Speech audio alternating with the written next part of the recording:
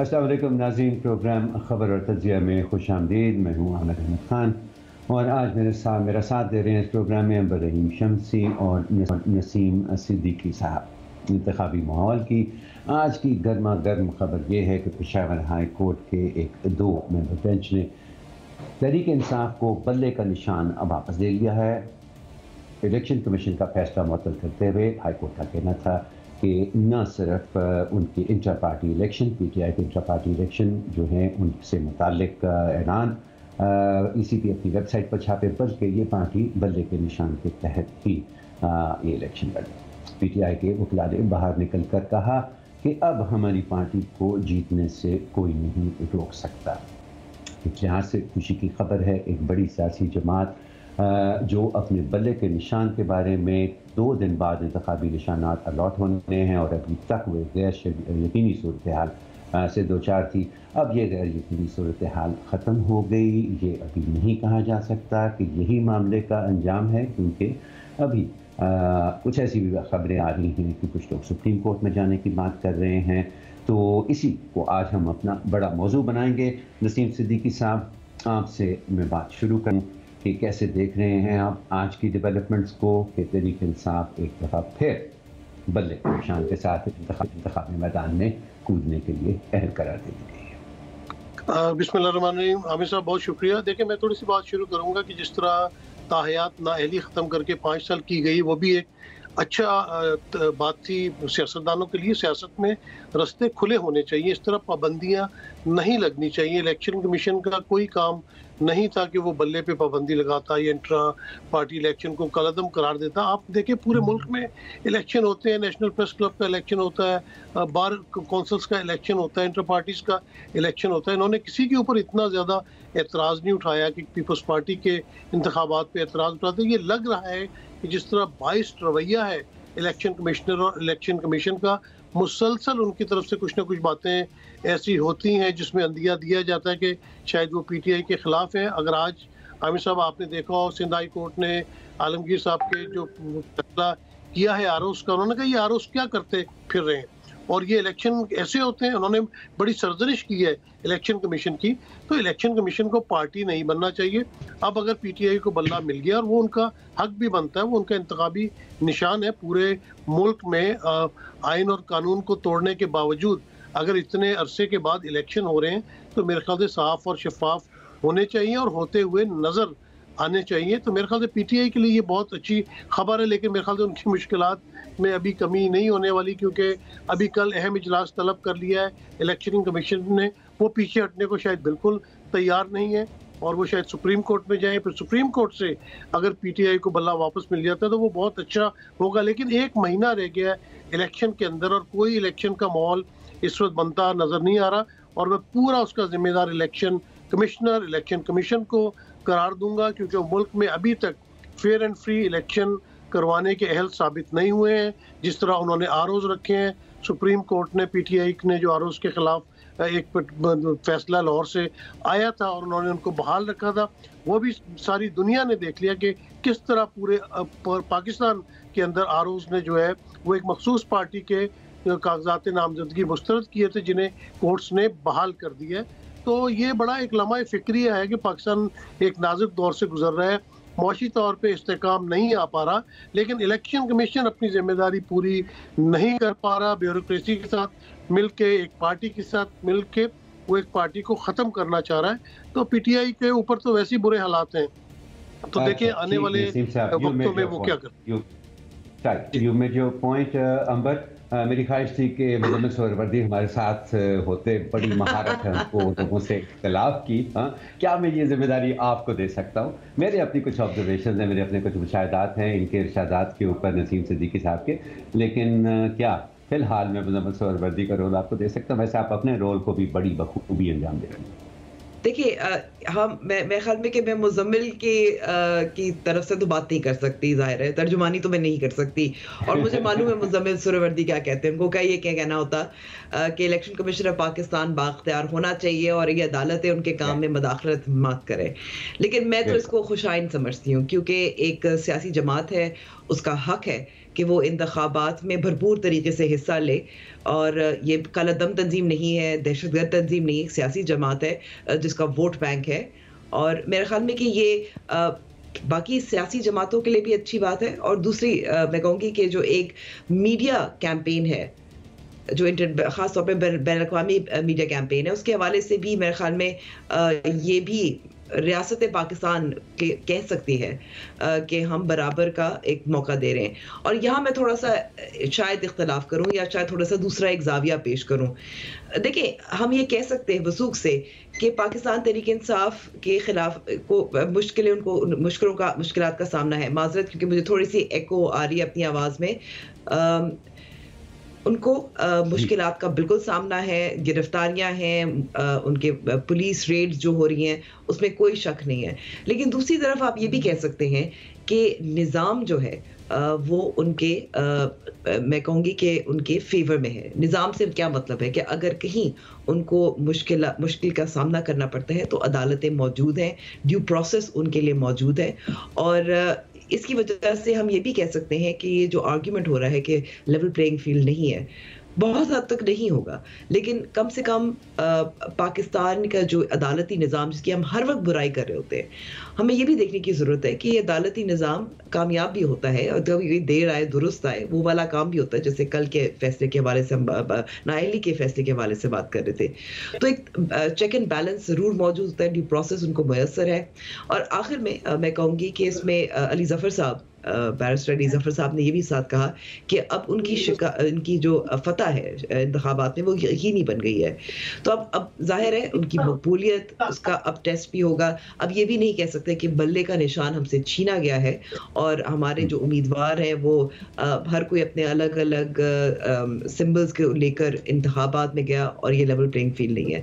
तो मेरे ख़्याल में कि ये तवाज़ुन अच्छा है, ये सियासी निज़ाम और इंतखाबात के लिए अच्छा है, लेकिन इसका ये भी मतलब है कि पाकिस्तान तहरीक-ए-इंसाफ़ को लेवल प्लेइंग फील्ड का जो इल्ज़ाम लगाया जाता है, हम ये इतना तो कह सकते हैं कि अदालती निज़ाम कम से कम उनको उनकी मदद फराहम कर रहा है और जो उनको करनी चाहिए, यानी कि एक check and balance, accountability, due process उनको मिलना चाहिए। बिल्कुल, there I agree with you Amber और यहाँ मेरा ख्याल है मैं थोड़ा सा नसीम साहब की बात से इख्तलाफ भी करूँगा इस मामले के ऊपर कि ऐसा नहीं है कि जो हम एक ब्लैंकेट एक ब्रश फेर देते हैं ना सारा कि नहीं जी इलेक्शन कमीशन ही गैर जानबदार नहीं है और वो एक पार्टी के पीछे खड़ी हुई है। मेरा ख्याल है ये वो एक बयानिया है जिसने तरीके इस इंसाफ के लिए खुद उस पार्टी के लिए जिसने ये बयानिया तश्कील लिया है इस मुल्क के अंदर उसके लिए बहुत ज़्यादा मुश्किलात बनाई हैं। हमने ये देखा कि एक प्रोसेस है नॉमिनेशंस का जिसके अंदर एक जगह पर अगर वो रिजेक्ट होते हैं तो उसका राइट ऑफ अपील है और उस राइट ऑफ अपील में हमने देखा कि ज़्यादातर लोग जिनका नाम लिया जा रहा था उनके कागजात नामजदगी जो हैं वो मंजूर कर लिए गए हैं और वो भी उसी प्रोसेस का हिस्सा है जिसके तहत इलेक्शन कमीशन ऑफ पाकिस्तान इस मुल्क के अंदर इलेक्शन करा रही है। लेकिन अनफॉर्चुनेट है ये बात कि हम इसको एक ब्लैंकेट स्टेटमेंट के ज़रिए सबको ये हम रगड़ देते हैं। अगर और ये हमने देखा है इस बयानिए की इस जंग के अंदर कि अगर एक ही अदालत से आपके हक़ में फैसला आता है तो आप उस अदालत की वाह-वाह भी करते हैं और अगर आपके ख़िलाफ़ आ जाता है तो आप फिर सोशल मीडिया कैंपेन पर एक ज़बरदस्त कैंपेन उसी अदालत के और उन्हीं जजेस के खिलाफ भी चलाते हैं। तो मेरा ख्याल है ये भी कोई बहुत ज़्यादा कंड्यूसिव बात नहीं है। मेरा पर्सनल इंटरेस्ट ठीक है, मैंने आपसे कहा कि ये कोई ढकी छुपी बात नहीं है कि मैं तरीके इंसाफ की तर्ज सियासत जो है जिसमें मुझे साजिश बहुत ज़्यादा नज़र आती है, उनके बयानिए के अंदर नफ़रतों की बात होती है, गाली गलौज की बात होती है, मैं उससे बिल्कुल मुत्तफ़िक नहीं हूँ। लेकिन मैं इस डेवलपमेंट को बहुत ज़्यादा खुशाइन समझता हूँ और थोड़ी आगे की बात करना चाहूँगा कि कुछ सवालात उठे हैं इस सारी कार्रवाई के अंदर, जिसमें से पहला तो ये इलेक्शन कमीशन के इख्तियारात हैं। एक बहुत बड़ा नुक्ता तहरीक इंसाफ का इसमें यह था कि जी ये तो एक रिकॉर्ड कीपर है, इलेक्शन कमीशन का रोल इस मामले के अंदर, इंट्रा पार्टी इलेक्शंस के मामले के अंदर एक रिकॉर्ड कीपर से ज़्यादा नहीं है। जबकि इलेक्शन कमीशन का मौक़िफ़ था कि नहीं, उनको न सिर्फ फॉर्म 65 जिसके तहत ये इलेक्शन होते हैं उसको न सिर्फ देखना है बल्कि उससे मुतमईन होना भी उनकी जिम्मेदारियों में शामिल है।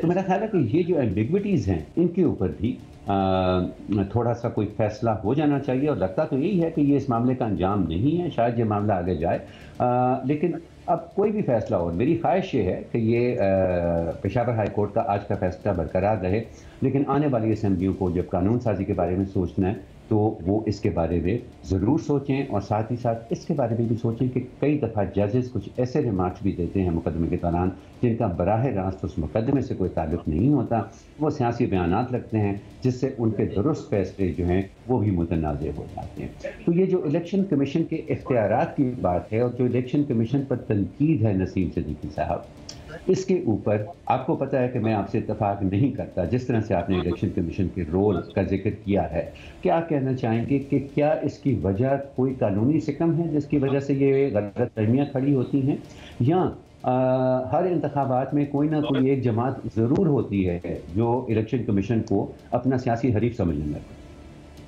जी बिल्कुल आमिर साहब, आपने दुरुस्त फरमाया कि ये तो हमेशा होता है, कोई भी इंतखाबात ऐसे नहीं होते जिसमें धांधली का शोर ना मचाया जाए। अभी आप अगर हमारे पुराने पाकिस्तान की बात कर ले, बांग्लादेश में जिस तरह इलेक्शन हुए, अमेरिका बरतानिया ने भी कहा कि वहाँ पे बहुत धांधली हुई, अपोजिशन को टाइम नहीं दिया गया, अपोजिशन को हिस्सा नहीं लेना दिया गया, इस तरह के इल्ज़ाम तो लगते हैं। लेकिन आप देखें कि जिस तरह आपने अभी बातें की हैं, आपने बताया इलेक्शन कमीशन के बारे में, आरओज़ ने कितने जो कागजात नामजदगी है किस तरीके से उन्होंने उनको मुस्तरद किया, आपने तरीका देखें, आप उनको पढ़ें ज़रा, किस तरह उन्होंने शेर अफजल साहब का, जिस तरह, मैं फेवर नहीं कर रहा, मैं तो सिर्फ जो पढ़ रहा हूँ, जो देख रहा हूँ, वो कहते जी उनके 8 मकानात हैं पेशावर के अंदर, एंड में निकला कि उनका कोई भी ऐसा मकान नहीं है, फलां बंदे ने ये पैसे नहीं दिए, वहाँ, यानी कि झूठे तरीके से जब पूरे मुल्क के अंदर आरओज़ उनके कागजात नामजदगी मुस्तरद कर रहे हैं, तो आपको नहीं लगता कि क्या ये एक जो है वो प्लानिंग के तहत हो रहा है?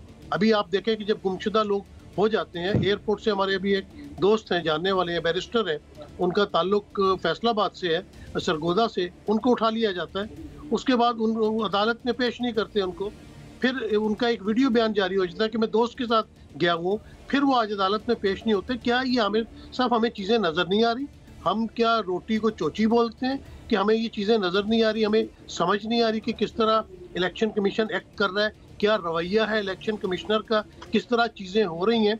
आप कह रहे हैं कि अदालतों से उनको रिलीफ मिल रहा है, मैं कह रहा हूँ ये बड़ी अच्छी बात है, ये पॉजिटिव बात है, लेकिन क्या उनका टाइम वेस्ट नहीं हो रहा? कभी वो इधर भाग रहे हैं, कभी वो उधर भाग रहे हैं, जबकि दूसरी पार्टीज अपनी इलेक्शन कैंपेन आहिस्ता आहिस्ता कर रही हैं, कॉर्नर मीटिंग्स कर रही हैं, आराम से बैठे हुए प्लानिंग कर रहे हैं सारी अपनी, लेकिन पीटीआई को तो इस बात का मौका ही नहीं मिल रहा। और जिस तरह कागजात छीने गए, जिस तरह लोगों को अगवा किया गया, क्या ये हमें सब नजर नहीं आ रहा? हम अपनी आंखों के ऊपर पट्टी बांध के बैठ गए कि हम ये सब कुछ देख भी रहे हैं और हम कहें कि नहीं सब अच्छा जा रहा है, कैसे हो सकता है? जी, मैं इसी चीज़ का जिक्र कर रहा था। इजाज़त है, मुझे थोड़ा सा प्रोग्राम रह गया, मैं अंबर की भी राय जानना चाहूँगा। मैं इसी बात का जिक्र कर रहा था कि किसी की गिरफ्तारी, किसी को गायब कर देना, अदालत में ना पेश करना, इसमें इलेक्शन कमीशन ऑफ पाकिस्तान का कोई रोल नहीं है। तो हमें भी बतौर सहाफ़ी थोड़ी सी एहतियात करनी चाहिए कि किसकी हरकत का जिम्मेवार हम किसको ठहरा रहे हैं। तो अंबर, ये मेरा वही सवाल जो नसीम साहब से मैंने किया, मैं आपके पास वापस लेके आ रहा हूँ कि खराबी निज़ाम में ज़्यादा है या नियतों? आमिर साहब, खराबी तो नियतों में नजर आ रही है और मुझे दोनों तरफ नजर आ रही है। देखें, जहां तक लेवल प्लेइंग फील्ड का हमने इतनी डिस्कशन की और हम हर रोज करते हैं और हर प्रोग्राम में डिस्कशन होती है, इसलिए क्योंकि पाकिस्तान तहरीक इंसाफ बार बार शिकायत करता है। लेकिन जब ये अदालत में ये मामला गया तो जो सबूत मुयस्सर थे वो, और मैं बार बार समझ रही थी कि इतना ज़्यादा इस पे सोशल मीडिया पे जो नसीम साहब ने गिनवाई थी जो मसाइल जिनका सामना था पाकिस्तान तहरीक इंसाफ के उम्मीदवारों को और रहनुमाओं को, वो अदालत में भी हमें एक कुछ नंबर्स मिलेंगे, कुछ फुटेज मिलेगी, कुछ सबूत मिलेंगे, जिससे जो एक परसेप्शन है, जो तासुर है, उसकी तायीद होगी, लेकिन ऐसा नहीं हुआ। तो इसी वजह से मैं कहूँगी कि मुश्किलात ज़रूर है पाकिस्तान तहरीक-ए-इंसाफ को, लेकिन हमने साथ-साथ ये भी देखना है कि किस हद तक है, और उतनी उस हद तक है जितना वो कह रहे हैं। वो क्या एग्जैजरेट कर तो नहीं कर रहे, और ज़ाहिर है उनका एक सियासी मकसद भी है, तो उसके पीछे नीयत जिसकी आपने बात की ना, वो भी देखनी है। दूसरी तरफ नीयत आप देखें, आए रोज़ हमें हर रोज़ ये भी एक और सवाल होता है, एक तरफ लेवल प्लेइंग फील्ड होता है, दूसरी तरफ ये सवाल होता है कि क्या इंतखाबात हो रहे हैं या नहीं हो रहे, कौन इसको डिले करने की कोशिश कर रहा है और किस तरीके से करने की कोशिश कर रहा है। कभी सेनेट में करारदाद आ जाती है, कभी अफवाह फैल जाती है इस्लामाबाद में कि फाइनेंशियल इमरजेंसी लागू हो जाएगी। तो दूसरी तरफ भी नीयत ठीक नहीं है, हमें ये मालूम है, लेकिन जो हमें फैक्ट्स, जो हकायक हमारे सामने हैं, वो तो ये है कि अगर आप इलेक्शन कमीशन ऑफ पाकिस्तान, आपने एक बहुत अच्छा पॉइंट उठाया है, इलेक्शन ऑफ पाकिस्तान को बाख्तियार बनाना और इंडिपेंडेंट बनाना बहुत अहम है, और इलेक्शन कमीशन ने बहुत मामलात में, जी मैं यहाँ रुक जाती हूँ, बस इतना कहना चाहूंगी कि जी मैं इतना यूज करना चाहती हूँ, इलेक्शन कमीशन ऑफ पाकिस्तान के इख्तियारात क्या हैं, वो नीम अदालत भी है, और वो साथ साथ डायरेक्ट भी कर सकती है तमाम डिपार्टमेंट्स को कि जब इलेक्शन हो तो वो उनके ताबेदार हैं, और वो उनके जो अहकामात हैं उनको उन पर अमल दरामद करना उन पर लाजमी है। तो हमें ये भी तवाज़ुन रखने की ज़रूरत है, पर इलेक्शन कमीशन ऑफ पाकिस्तान ये अब ज़ाहिर आइंदा की बात है। Right, exactly. मेरे लिए ज़ाती तौर पे की टेक अवे इलेक्शन कमीशन जो है उसके बारे में फैसला करना, क्या वो रिकॉर्ड कीपर है या वो रेगुलेटर है, वो इख्तियारात में इंडिपेंडेंट है या नहीं है, और उसको जो अदालती इख्तियारात मिलते हैं उसकी अपनी बतौर एक इदारे के उनकी रिमिट क्या है। ये एक की सवाल है जो आने वाले पार्लियामेंट को एज अ प्रायोरिटी मेरा ख्याल है उनको ट्रीट करना चाहिए। इस वक्त हुआ है एक ब्रेक के बाद थोड़ी देर बाद दोबारा।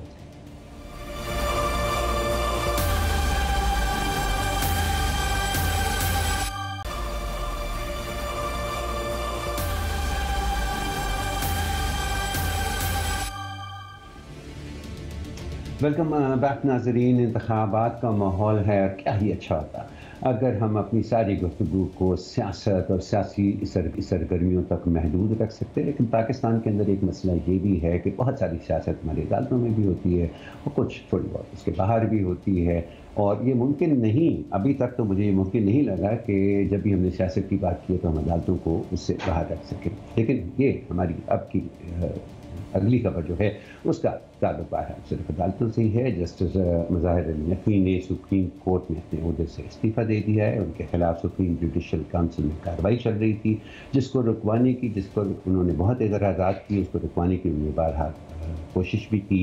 उनको जो नोटिस जारी किए गए उनका जवाब भी उन्होंने नहीं दिया, लेकिन आज अपना इस्तीफ़ा देते मुख्तसर सा इस्तीफ़ा था जिसमें उन्होंने लिखा कि वो हालात जो काफ़ी हया हैं, पब्लिक रिकॉर्ड का भी हिस्सा हैं, उनके मद्देनज़र मैं अपनी फ़राइज़ जो है उनको अंजाम नहीं दे सकता हूँ और बेहतर है कि मैं सुप्रीम कोर्ट से अलहदा हो जाऊँ। बहरहाल उनको बड़ा फ़ख्र था जो उन्होंने हाई कोर्ट के अंदर खिदमात अंजाम की, सुप्रीम कोर्ट के अंदर खिदमात अंजाम की, और उनका ये भी कहना था कि अब इस कार्रवाई को मेरे खिलाफ जो है ये ख़त्म किया जाए।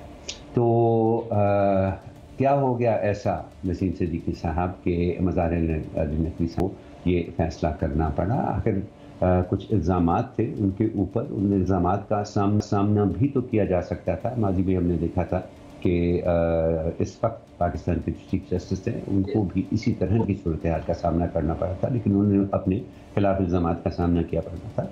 तो क्या हुआ ऐसा कि मज़ाहिर अली नकवी साहब जो हैं उन्होंने ये समझा कि इन हालात में उनके लिए अपना काम जारी रखना मुमकिन नहीं है? देखिए आमिर साहब, हम सब बातें समझते हैं, हमें नज़र आ रहा होता है कि किस बात के पीछे क्या बात है, ठीक है ना। यहाँ पे इल्ज़ामात लगते हैं। एक वक्त था कि जिस तरह नवाज शरीफ साहब के ऊपर पनामा का इल्ज़ाम लगा, एवन फील्ड की कितने बातें होती, कतरी ख़त आ गया, जरदारी साहब के फेक अकाउंट्स आ गए, लेकिन वो सारी बातें ख़त्म हो गई जब हालात ठीक हो गए। यानी कि आपके पीछे जब कोई पड़ा हुआ है तो पड़ा हुआ है। अभी आपको पता है कि लाहौर हाई कोर्ट में रहते हुए इन्होंने जिस किस्म के फैसले दिए थे तो इनकी बड़ी एक डिसलाइकिंग एक पार्टी के साथ मौजूद थी, और अब ये हालात हो गए थे जो कि बहुत ही अफसोसनाक हालात है कि अगर Saqib Nisar chief justice of Pakistan है तो ग्रुपिंग है, उनकी पसंद और नापसंद के जज है।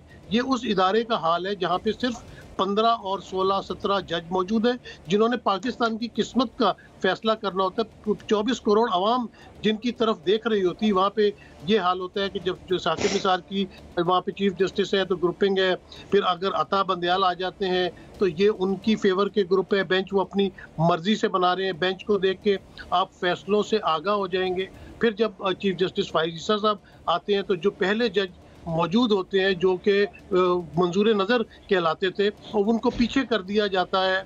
और जिस तरह जस्टिस फाइज ईसा के ऊपर भी केस चलता रहा और फिर जिस तरह कहा गया कि भाई वो जिम्मेदार नहीं है अपनी बीवी, तो इसी तरह केसेस जो है वो बना लिए जाते हैं। और मेरे ख्याल से मुज़ाहिर अली नकवी साहब का हमने जो पास देखा है, उन्होंने बहुत अच्छे फैसले दिए, एक बहुत अच्छे जज रहे हैं और उन्होंने मेरे ख्याल से ये फैसला किया है कि जो इस गंद के अंदर पड़ना है, जो मामलात हैं उन्हें भी नज़र आ रहे थे कि जिधर से ये मामलात हो रहे हैं और जिस तरह होने तो उसका नतीजा उनको पता था, तो उन्होंने बेहतर यही समझा कि इज्जत के साथ वो रिज़ाइन दे के घर चले जाएं, जितना उन्होंने काम किया है उस काम को सराहा जाए और वो बाकी ज़िंदगी अपनी आराम से जो है साबिक जस्टिस भी उनके नाम के साथ लगेगा, पेंशन और मराहत भी मिलेंगी। तो मेरे ख्याल से उनका बोल्ड फैसला भी है और अक्लमंदाना फैसला भी है कि उन्होंने देखा कि जब तमाम लोग खिलाफ हो चुके हैं और फैसला मेरे खिलाफ ही आना है और मुझे बोलने का मौका नहीं दिया जाएगा। जिस तरह आपने देखा कि अब तो आजकल लाइव टेलीकास्ट हो रही है हमारी तमाम जो कार्रवाई होती है सुप्रीम कोर्ट की, कि कितना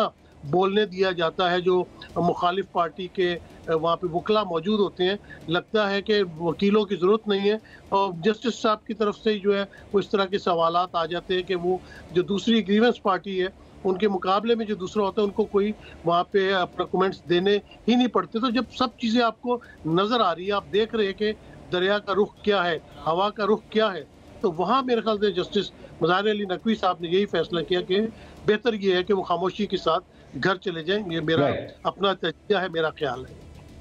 राइट नसीम साहब, तो अंबर क्या कहेंगी? वो पाकिस्तान के अंदर हमने अक्सर देखा है कि किसी बड़े ओहदे के ऊपर आया तो बड़ी इज्जत के साथ जाता है, लेकिन बाइज्जत जाना वहाँ से अक्सर लोगों के लिए मुमकिन नहीं रहता। तो नसीम सिद्दीकी साहब का कहना है कि मुज़ाहिर अली नकवी साहब ने अपने लिए बाइज्जत एक खुद को रुखसत करने का एक तरीका ये निकाला है। क्या कहेंगी आप? मैं वैसे इससे इख्तिलाफ करती हूँ क्योंकि मुझे लगता है कि एक डबल स्टैंडर्ड भी फिर है। हम तवक्को रखते हैं कि हम अगर मवाजना करें कि सियासतदान जो है और बड़े बड़े सियासतदान हैं वो अपने केसेस का सामना करें, वो क्यों मफरूर होते हैं, वो क्यों भाग जाते हैं, वो क्यों अदालत में पेश नहीं होते। यहाँ तो ये हुआ है कि एक अदालत है जिसमें इल्ज़ामात हैं एक जज पर और एक तरीक़ाकार वज़ा किया गया है सुप्रीम जुडिशल काउंसिल का, वो उसका सामना नहीं कर पा रहे हैं और नहीं करना चाहते क्योंकि उनका ज़ाहिर है, उनका तो दावा यही है, उनका यही कहना है कि जो प्रोसेस उनको मुयस्सर होना चाहिए था वो नहीं मिला। लेकिन बेहतर नहीं होता इसमें, हमने कोई पहली बार तो नहीं हुआ, दीगर भी जजेस हैं जिसमें मौजूदा चीफ जस्टिस भी शामिल हैं, शौकत अजीज सिद्दीकी भी शामिल है, जो चाहते थे कि अपने उनके खिलाफ जो मुश्किलात थी लेकिन उसके बावजूद वो चाहते थे कि उनका केस वो डिले होता जा रहा था, उनका जो हियरिंग होती थी। तो फेस करना मेरे ख्याल में आप फिर भी सुरखरू हो सकते हैं अगर आप समझते हैं कि अगर आपको मुकदमा या आपके खिलाफ जो एक मुकदमा चलेगा वो शायद फेयर ना भी हो, लेकिन फिर भी कुछ हकायक है जो सामने आते हैं और बाद में हो जाता है सुरखरू। तो ये मुझे लगता है कि ये जो इससे एक बात तो ये है। दूसरी बात बहुत अहम है और मेरे ख्याल में कि एक जो हमें ग्रुपिंग भी नज़र आ रही थी जिसके नसीम साहब बात कर रहे थे, साकिब निसार हो गए, उमर अता बंदयाल हो गए, अब इजाज़ुल एहसन साहब, जस्टिस इजाज़ुल एहसन साहब मोअज़्ज़ज़ जज हैं, वो अगले चीफ जस्टिस भी बन रहे हैं और वाज़ेह तौर पर क्योंकि उन्होंने काफ़ी जैसे आपने बात की थी इख्तिलाफी नोट भी पेश किया था, तो एक वो ग्रुपिंग जो है वो टूट गई है। तो आगे आने वाले दिनों में भी ये भी मेरे ख्याल में कि अहम इस्तीफा रहेगा जब अगले चीफ जस्टिस आएंगे। राइट, चीज़ें देखिए, मैं थोड़ा सा यहाँ पर मैं ऑप्टिमिज्म का दामन हाथ से नहीं छोड़ता हूँ। मुझे लगता है कि बज़ाहिर जिस मामले के अंदर बड़ी खराबी हमें नज़र आ रही है, कुछ बेहतरी की तरफ ही ओवरऑल सिचुएशन जाती है। और आपकी इस बात में वज़न है कि ये जो बार है मुकदमात का सामना करने का ये सिर्फ सियासतदानों के लिए नहीं होना चाहिए, ये फिर हर पाकिस्तानी के लिए होना चाहिए, ख़ास उसका ताल्लुक फ़ौज से है, ख़ास उसका ताल्लुक अदलिया से है, ब्यूरोक्रेसी से है या सियासत से है। ऐसा नहीं कि सियासतदानों को हम हर वक्त कड़ी तनकीद करते रहें कि वो अपने मुकदमात का फ़ैसला करें और अगर वो बेगुनाह हैं तो उसके अंदर सुरखरू होंगे, जबकि सियासतदानों के बारे में हमने ये भी देखा है कि जब आप हर साल उनके खिलाफ मुकदमेबाजी करके कुछ साबित नहीं कर पाते तो फिर भी उनको मुजरिम ही तस्वर किया जाता है, उनको बेकसूर कोई तस्वर नहीं करता, जबकि जो दीगर इदारे हैं, जो कि रियासती इदारे हैं, जबकि उन लोगों के खिलाफ कोई कार्रवाई शुरू होती है वो अपने लिए कोई बाहर निकलने का रास्ता निकाल लेते हैं उसको, तो उनको इजाज़त होती है। एक और बड़ा अहम मुकदमा जनरल मुशर्रफ का भी है जिसमें हमें कुछ ऐसा ही नज़र आया, उनको तो पेशियां भी भुगतने की जहमत से नहीं गुजरना पड़ा और उनको बचा दिया गया। तो अगर प्रोसेस है अपनी जगह पर तो हर कोई इस प्रोसेस से गुजरे और दूध का दूध और पानी का पानी होना चाहिए। एनी क्लोजिंग रिमार्क्स नसीम साहब? देखिए, बात बिल्कुल ठीक है आपकी, मैं भी एग्री करता हूँ, अंबर के साथ भी एग्री करता हूँ। अच्छा, पॉलिटिशियंस ने जो है वो पॉलिटिक्स करनी होती है और वो उसका बहुत ज़्यादा खमियाजा भुगतते हैं। अगर हम प्रेजेंटली नवाज शरीफ का केस देख लेते हैं कि उन्होंने कहा कि देखो शायद मेरे साथ इंसाफ हो जाए, उन्होंने भुगता, लेकिन कितना नुकसान हुआ उनको।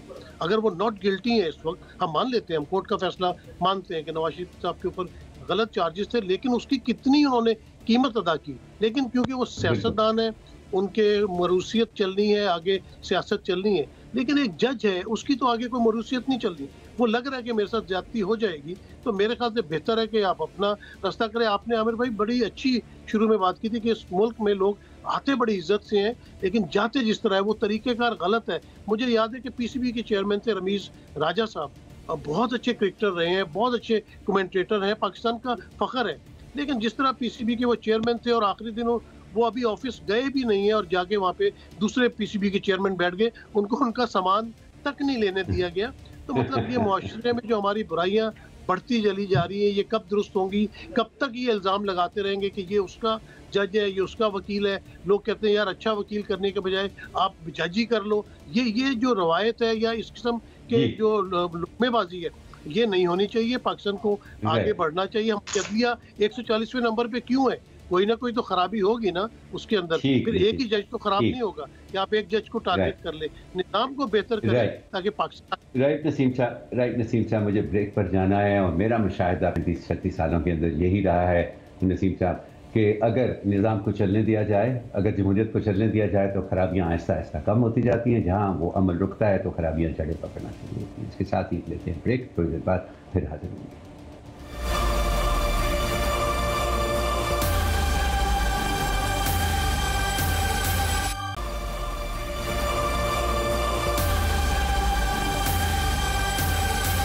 प्रोग्राम में एक बार फिर खुशामदीद। और ब्रेक से पहले आमिर साहब बात कर रहे थे कि हमारे यहाँ ऐसे ही होता है, लोग इज्जत से आते हैं लेकिन उनके जाते वक्त रुसवाई होती है। तो कुछ ऐसा ही मामला आज सुप्रीम कोर्ट में ही हुआ जब खुसूसी अदालत का फैसला 2019 का जिसके तहत साबिक फौजी आमिर परवेज मुशर्रफ को सजाए मौत दी गई थी गद्दारी की बुनियाद पर, उस फैसले को बरकरार रखा गया, उस खुसूसी अदालत के फैसले को। तफसीलात काफ़ी ज़्यादा है इसके हवाले से। वकील उन्होंने अपील दायर कर रखी थी परवेज़ मुशर्रफ की जानिब से, लेकिन इसकी वजह से कि वो अब ज़ाहिर ज़िंदा भी नहीं है, उसके आर्गुमेंट थोड़े से कॉम्प्लिकेटेड थे। बहुत सारे लोगों का ये ख्याल था कि क्योंकि उनका इंतकाल हो चुका है तो इस फैसले का कोई अब जवाज नहीं बनता। तो मैं आमिर साहब आपसे ही जानना चाहूंगी, आप क्या समझते हैं कि ये पुरानी बातें हैं, आगे बढ़ें, बरकरार रखने का क्या फ़ायदा है, या आपको लगता है कि अदालत भी एक पैगाम भेज रही है? अदालती फैसलों का ताल्लुक कभी भी किसी शख्स की ज़िंदगी से नहीं होता है। अदालती फैसले तो मेरे ख्याल में ऐसे नहीं होते हैं कि अगर कोई शख्स जिंदा है तो तब तक वो फैसला उसके लिए कायम है और जब चला जाएगा तो फिर उस फैसले को वो फैसला जो है वो बेमानी हो जाता है। सो उस लिहाज से मेरा ख्याल है ये अहम है कि अगर किसी ने आइन को तोड़ा है, आइन को रौंदा है और वो आइन के मुताबिक बगावत का मुर्तकब हुआ है तो फिर उसको मौत की सज़ा मिलनी चाहिए। और उसी फैसले को आज जो है वो बहाल रखा गया है। लेकिन इसके साथ साथ हम देखिए इसके अंदर आज जो है ना वो कोई ख़ास ना तो कोई दलाइल थे, ना कोई ख़ास इसकी तकनीकी बारीकियों में जाया गया। एक ऐसे केस की जो पिछले 10 साल से चल रहा है, बड़े उतार चढ़ाव भी आए हैं उसके अंदर। किसी हद तक परवेज़ मुशर्रफ साहब जो है उन्होंने इस मुकदमे का सामना भी करने की कोशिश की है, लेकिन एंड में यही हुआ कि हमने उसको यहाँ से उनको यहाँ पर भागते हुए देखा। आज तो सिर्फ ये था कि क्योंकि उनके वारसों में से कोई भी नहीं था अब उस अपील की पैरवी करने के लिए, इसलिए उन अपील को खारिज कर दिया, जिसका मतलब है कि वो उनके खिलाफ सज़ाए मौत का फैसला जो है बहाल रहा। लेकिन आने वाले लोगों के लिए अगर किसी के दिल में ये ख्याल है, उनके लिए बहुत ज़रूरी है। अगर ये काम अयूब खान के वक्त हो जाता या जनरल ज़ियाउल हक के वक्त हो जाता तो शायद जनरल मुशर्रफ की भी फिर ज़रूरत ना होती वो करने की जो उन्होंने किया है। लेकिन अब अगर ये हमारी अदालती तारीख का हिस्सा बन गया है तो मैं तो इससे भी कुछ बेहतरी की तवक्को रखता हूँ। जी नजीम साहब, आप आमिर साहब से इत्तेफाक करते हैं, इख्तलाफ करते हैं? आप समझते हैं कि ये पैगाम है या नहीं है, और क्या इसको आगे बढ़ जाना चाहिए था? इसको जैसे पहले खुसूसी अदालत के फैसले को खारिज कर दिया गया था, उसको बरकरार रखने से क्या फ़ायदा? अमर, बहुत अच्छा सवाल आपने किया है, और इस सवाल में वो पिछला जो रेजिग्नेशन हुआ उसका भी थोड़ा सा जवाब मिल जाता है। बात ये है कि आइन शिकनी इस मुल्क के अंदर हो रही है। आपने केसेस तो चलते रहते हैं, जैसे आमिर साहब ने कहा कि उससे किसी के जिंदा रहने या मरने से ताल्लुक नहीं होता। कोर्ट में अगर कोई पिटीशन गई है, उन्होंने तो उसको देख के फैसला करना है। जिस तरह भुट्टो साहब की फांसी को आप देखें कि कितनी दहाइयाँ गुजर गई हैं, लेकिन अभी भी उस पर केस चल रहा है और उसका फैसला आ सकता है कि भाई उस वक्त गलत फैसला किया था। लेकिन इनको कुछ थोड़ी हिम्मत करनी चाहिए कि ये जिंदों का केस भी देख लें। पाकिस्तान में भी बड़े हमारे एक बड़े करीबी सहाफ़ी थे, उनका मर्डर हुआ, उनकी एप्लीकेशन पेंडिंग है, उसको भी ज़रा जल्दी से सुन लें। लोग जिस तरह अगवा हो रहे हैं फिर वापस आके प्रेस कॉन्फ्रेंसेस करते हैं, उनको भी देख लें, आम आदमियों को भी रिलीफ दे दें। बात यह है कि आइन शिकनी तो हो रही है। अगर आप जब मौजूद है उस वक्त जब तक सज़ा नहीं देंगे, किसी के लिए आप एग्जाम्पल नहीं बनाएंगे।